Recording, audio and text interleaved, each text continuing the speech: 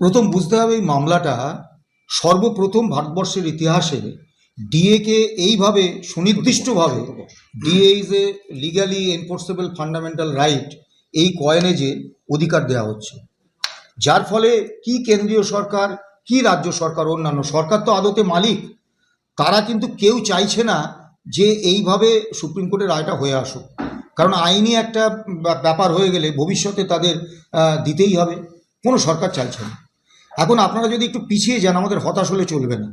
Justice প্রধান বিচারপতি নিশিতা মাত্র এবং তপব্রত চক্রবর্তীর বেঞ্চে এই মামলাটা যখন কলকাতা হাইকোর্টে ছিল তার অবসরের ঠিক আগে শুনানি শেষ হয়ে গিয়েছিল। আমরা আশায় ছিলাম, সবাই আশা করছিল, সংবাদ মাধ্যমেও লেখা হচ্ছিল, আমাদের আইনজীবীরাও বলছিলেন যে মামলায় রায় হবে।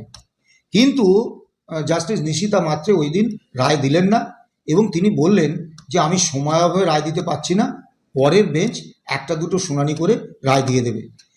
সেদিন আমাদের তখন আইনজীবী ছিলেন আমজাদ আলী, সর্দার আমজাদ আলী, উনি বলেছেন আপনি ঠিক বলছেন না, পরের বেঞ্চে 0 থেকে শুরু হবে, এবং 0 থেকেই মামলা পরের বেঞ্চে শুরু হয়েছিল। রাজার বিরুদ্ধে মামলা, কাজেই বিভিন্ন এতে বাধা আসবে, এটা স্বাভাবিক। সুপ্রিম কোর্টে যেটা হয়েছে যে দুবার পাশ ওভার দিয়েছে, তারপরে বাকি দিনগুলো সময়াভাবে শোনা যায়নি।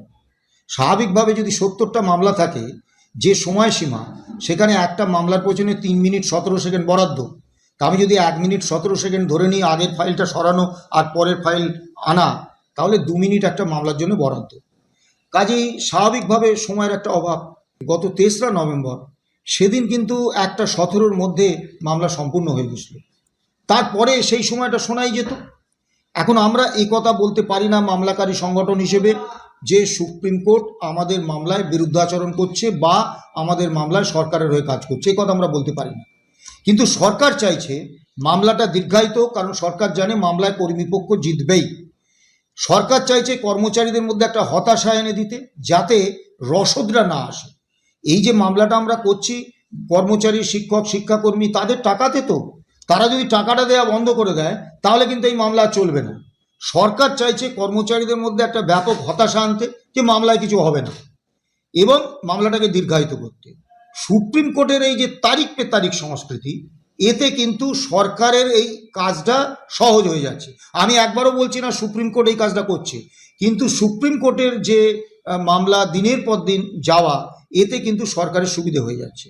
এখন সমস্যা হচ্ছে আমরা কি করতে পারি। আপনি যেটা বললেন, মামলাকারী সংগঠন হিসেবে আমরা মহামান্য সুপ্রিম কোর্টের বিরুদ্ধে কোনো কথা বলতে পারি না, তাতে মামলার ক্ষতি হতে পারে। মামলাটা আমাদের সর্বোচ্চ অগ্রাধিকার। কোনো প্ররোচনাতেই আমরা মহামান্য সুপ্রিম কোর্টের বিরুদ্ধে বা মাননীয় বিচারপতিদের বিরুদ্ধে কিচ্ছু বলবো না। অনেকে বলছেন যে আপনারা চিফ জাস্টিসকে, সুপ্রিম কোর্টের চিফ জাস্টিসকে একটা চিঠি দিন। মামলাকারী সংগঠন হিসেবে সেটা আমরা পারি না। আমরা যেটা পারি, এটা সাধারণ মানুষ, সাধারণ কর্মচারী যারা শিক্ষক, শিক্ষাকর্মী, তারা কিন্তু সুপ্রিম কোর্টের প্রধান বিচারপতিকে চিঠি দিতেই পারেন, তাদের কোনো আইনি বাধা নেই। তারা বলতে পারেন এই মামলার রায় হলে আমরা সুফল পাবো, হুজুর দয়া করে দিন। এখন যদি 1 লাখ 1.5 লাখ চিঠি প্রধান বিচারপতির কাছে গিয়ে পৌঁছয়, স্বাভাবিকভাবে একটা চাপ সৃষ্টি হবে এবং মামলায় যে জনমতের প্রভাব একটা কাজ করে। আপনারা কামদুনি মামলায় দেখেছেন যে নিম্ন আদালতের বিচারক যে রায় দিয়েছে জনমতের প্রভাবে, কারণ হাইকোর্টে সেই রায়ের অনেকটাই খারিজ হয়ে গেছে। কাজেই জনমত কিন্তু একটা বিশাল ব্যাপার।